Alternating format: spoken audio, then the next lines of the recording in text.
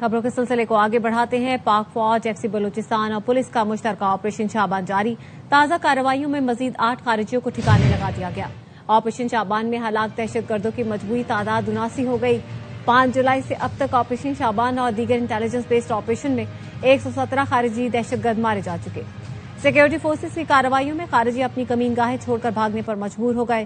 وفاقی وزیر داخلہ محسن نقوی نے کامیاب آپریشن پر سیکورٹی فورسز کو خراج تحسین پیش کیا۔ کہا بلوچستان کا امن تباہ کرنے والے عبرت کا نشان بن رہے ہیں۔ فتح ہندوستان کے دہشت گردوں کے مکمل خاتمے تک جنگ جاری رہے گی۔ فرنٹیئر کور بلوچستان کے سینئر افسران کی زیارت میں شہید اہلکاروں کے لواحقین سے ملاقات۔ ایف سی افسروں نے دہشت گردوں کا بزدلانہ حملہ ناکام بنانے والے شہداء کی قربانیوں کو خراج عقیدت پیش کیا۔ ایف سی افسروں نے شہداء کی قبروں پر حاضری دی، پھول رکھے اور فاتحہ پڑھی۔ افسروں نے شہیدوں کے اہل خانہ سے ملاقات میں ہر ممکن تعاون کی یقین دہانی کرائی۔ ایف سی حکام نے کہا جوانوں کا خون رائیگاں نہیں جائے گا۔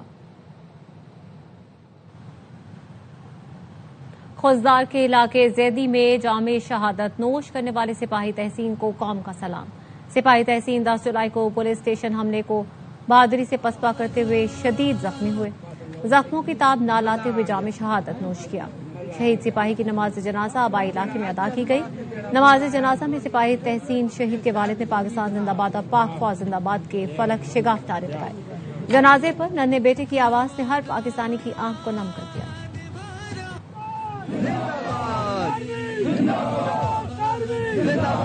شہید تحسین۔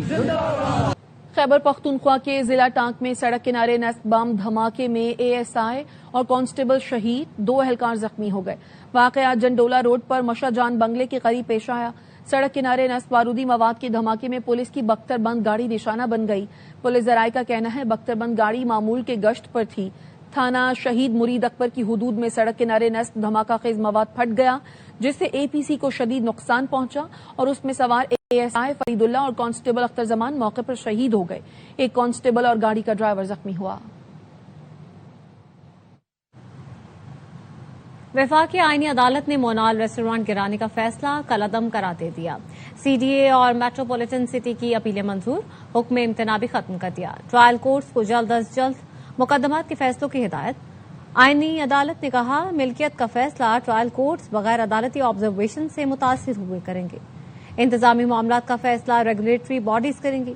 جسٹس حسن اظہر رضوی نے ریمارک سے سپریم کورٹ کے فیصلے میں بہت سے نکات کو مد نظر نہیں رکھا گیا۔ کیس دائر کرنے یا نظر ثانی دائر کرنے پر بھی عدالت نے غصہ کیا۔ فیصلے میں وہ کچھ لکھا گیا جس کا فسانے میں ذکر نہ تھا۔ ہم الف لیلا کی کہانی فیصلے میں نہیں لکھیں گے۔ وفاقی آئینی عدالت نے نئی گاج ڈیم کی تعمیر مکمل ہونے تک کسی بھی عدالت کو مداخلت سے روک دیا۔ سندھ ہائی کورٹ کا فیصلہ کالعدم قرار۔ عدالت نے فیصلے میں لکھا ہائی کورٹ نے قانون کو مد نظر رکھے بغیر غلط ہدایات جاری کی۔ وابڈا اور نیب قوانین کو مد نظر نہیں رکھا گیا۔ آرٹیکل 199 کے تحت ہائی کورٹ کے دائرہ اختیار کو دوبارہ لکھنے کا مطالبہ نہیں کیا جا سکتا۔ توقع ہے تمام فریق اصل معاہدے کے مطابق آگے بڑھیں گے۔ خبر ہے لاہور سے، جس کے علاقے والٹن میں ناکام عاشق نے شادی سے انکار پر خاتون کو آگ لگا دی۔ پولیس کے مطابق ملزم پہلے 2 شادیاں کر چکا، دونوں بیویاں ناراض ہو کر میکے چلی گئی۔ بیویوں کی ناراضی کے بعد ملزم نے پڑوسی خاتون سے دوستی کی۔ ملزم آگ لگا کر بھاگنے لگا تو خاتون نے دبوچ لیا۔ آگ سے جھلس کر دونوں زخمی ہو گئے۔ مزید بتا رہے ہیں احمر کھوکر، اپڈیٹ کیجیے احمر۔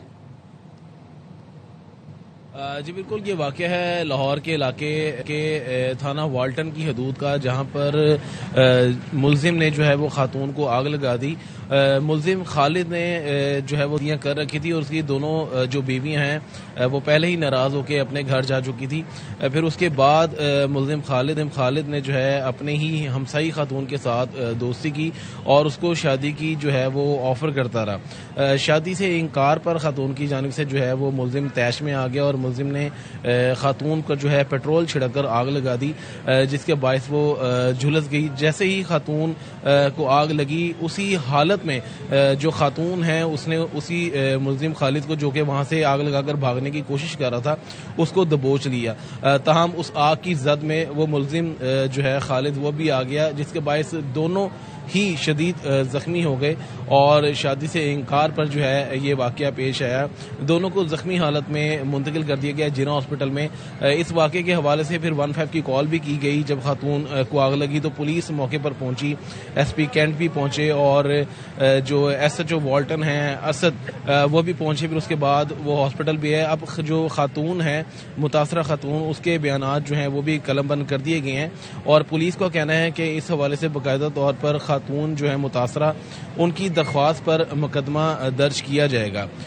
جو ملزم ہے وہ بھی اس وقت جنا ہاسپٹل میں زیر علاج ہے اور جو متاثرہ خاتون ہیں وہ بھی اس وقت زیر علاج ہے. جبکہ ڈاکٹرز کا کہنا ہے کہ تقریباً جو خاتون ہے وہ 60% متاثر ہوئی ہے آگ لگنے سے اور جو ملزم ہے وہ بھی تقریباً 40% جو ہے وہ متاثر ہوا ہے. جبکہ پولیس نے جو متاثرہ خاتون ہیں اس کے بھی بیانات قلم بند کر لی ہیں اور اس حوالے سے پولیس باقاعدہ طور پر FIR بھی رجسٹر کرنے جا رہی ہے. اور جو موقع تھا جے وقوع, وہاں سے جو فورینزک کی اور پولیس کی تحقیقاتی ٹیمیں ہیں وہاں اس جے وقوع کو تحویل میں لے کے باقاعدہ طور پر شواہد بھی وہاں سے اکٹھے کر لیے گئے ہیں. جی, اپڈیٹ کرنے کے لیے شکریہ احمد.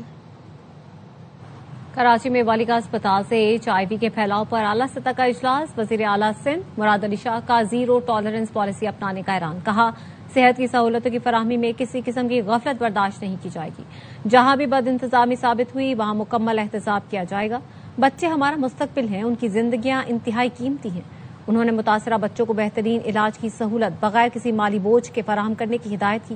سعید غنی نے بتایا 37 افسروں اور اہلکاروں کو معطل شو کاز نوٹس جاری کر کے جواب طلب کیا گیا ہے. حکومت سندھ کی پالیسیوں سے صوبہ معاشی ترقی کا گیٹ وے بن رہا ہے. صوبے میں جاری میگا منصوبے جدید انفراسٹرکچر کی بنیاد رکھیں گے. سینئر صوبائی وزیر شرجیل میمن کہتے ہیں حکومت سندھ کی کاوشوں سے صوبہ جدید اور خوشحال بننے جا رہا ہے. صنعتی سرگرمیوں کے فروغ اور برآمدات میں اضافے کے لیے اقدامات کر رہے ہیں. روزگار, صنعت, تجارت اور عوامی سہولتوں کے نئے دور کا آغاز ہوگا.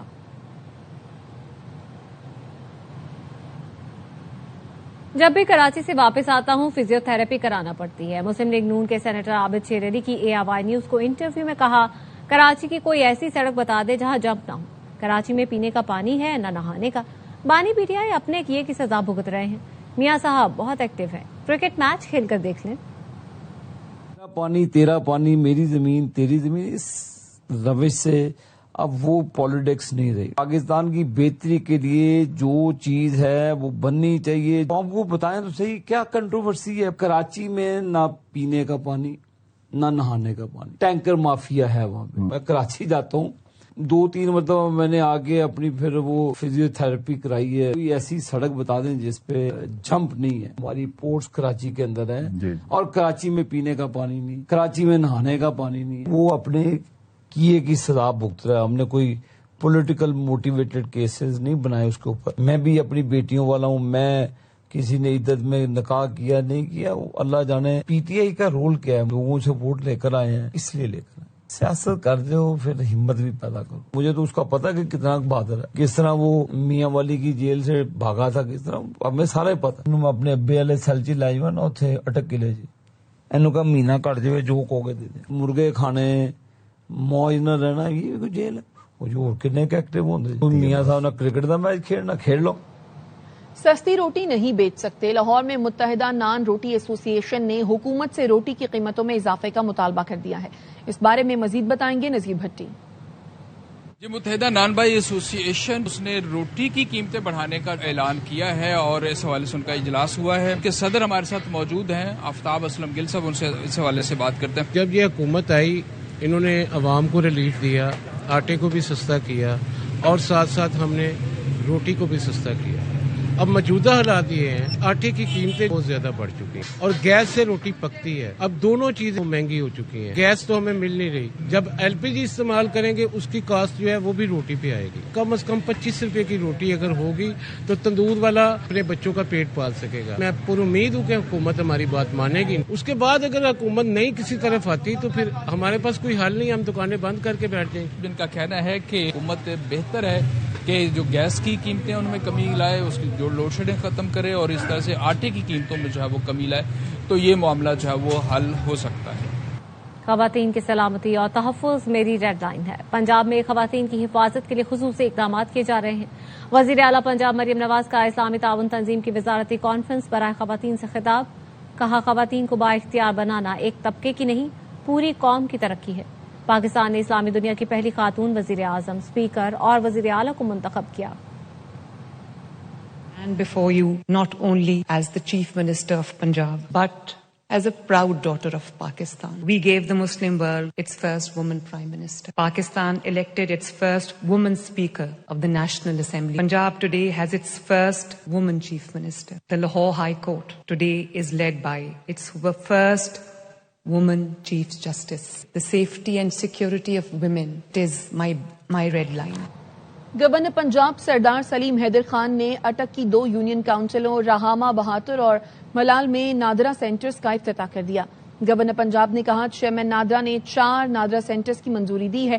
یونین کاؤنسل ملال اور براہمہ بہاتر کے لوگوں کو شناختی کارڈ بنوانے کے لیے اب فتح جنگ نہیں جانا پڑے گا. جلد اٹک کی تمام تحصیلوں میں نادرا آفس کی تمام سہولتیں میسر ہوں گی. اٹک والوں کے لیے جلد یونیورسٹی آف اٹک بننے جا رہی ہے. اقوام متحدہ کے خصوصی نمائندوں کا بھارت کو خط. مسلمانوں کا نام ووٹر فہرستوں سے حذف کرنے کے الزامات پر وضاحت طلب. اقوام متحدہ کے 3 خصوصی نمائندوں نے بھارتی حکومت کو باضابطہ مراسلہ بھیج دیا. ووٹر فہرستوں سے لاکھوں افراد خصوصاً مسلمانوں اور بنگالی برادری کے نام حذف کیے جانے کے الزامات پر وضاحت طلب کر دی. اقوام متحدہ نے بھارت سے تفصیلی ڈیٹا بھی مانگا. مغربی بنگال میں تقریباً 91 لاکھ اور 12 ریاستوں اور مرکز کے زیر انتظام علاقوں میں مجموعی طور پر 5 کروڑ 20 لاکھ ووٹروں کے نام انتخابی فہرستوں سے نکالے جانے کے الزامات ہیں. گلگت بلتستان کے ضلع دیامر میں سیلاب نے تباہی مچا دی. تھوڑ میں طوفانی بارش، 6 سے زائد مقامات پر شدید سیلابی صورتحال. رابطہ سڑکیں متعدد مقامات پر بند ہو گئیں. کئی ایکڑ پر پھیلی فصلیں بہہ گئی. بنرداس میں شاہراہ قراقرم ہر قسم کی ٹریفک کے لیے بند ہو گئی. ملبہ ہٹا کر ٹریفک بحال کر دیا گیا. رابطہ سڑکوں کی بحالی کا کام جاری ہے. نیاٹ کی رابطہ سڑک بند ہونے سے علاقہ مکینوں کو مشکلات کا سامنا ہے.